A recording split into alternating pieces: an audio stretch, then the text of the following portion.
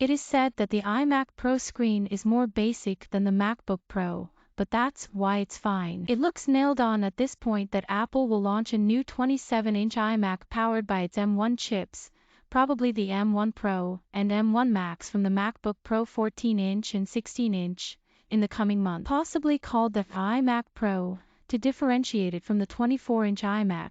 There have been two big questions about it.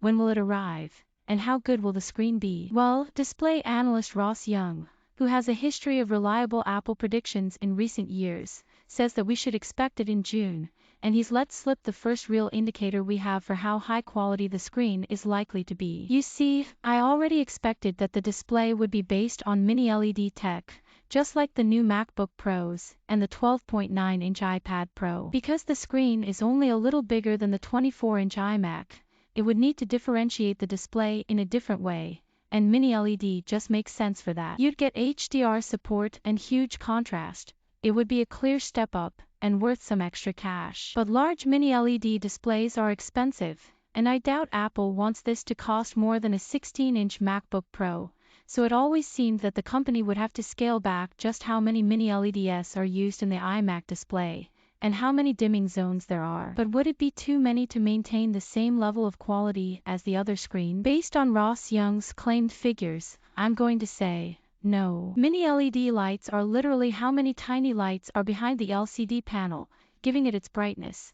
Dimming zones are how many individual areas of the screen can have their brightness independently controlled, enabling you make some areas totally black by disabling the mini LEDs behind the panels, while allowing areas very nearby to still shine brightly. More lights and more dimming zones means more precise control of contrast. The MacBook Pro 16-inch is said to have 10,000 mini LED lights with around 2,500 dimming zones, so the numbers given by Young above indicate a major scaling back from that display, bearing in mind that the screen will be much bigger while also having fewer lights in. However, 4,000 mini LED lights controlled across 1,000 dimming zones should still create a seriously impressive HDR effect, and will make this screen a real substitute for having one of the best TVs in your office when it comes to streaming movies. For comparison, the Samsung QN95A was the brand's highest-end 4K mini LED TV from 2021.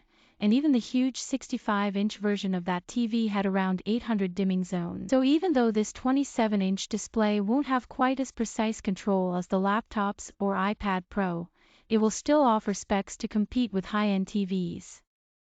Assuming that this helps Apple to launch it at a reasonable price, this is going to offer serious bang for buck. Bear in mind that a 4K Asus mini LED monitor with 4K resolution costs around $3,000/$3,000 doesn't have a ridiculously powerful computer built in. I think the new iMac is going to look like a serious bargain to those who know what they're looking at.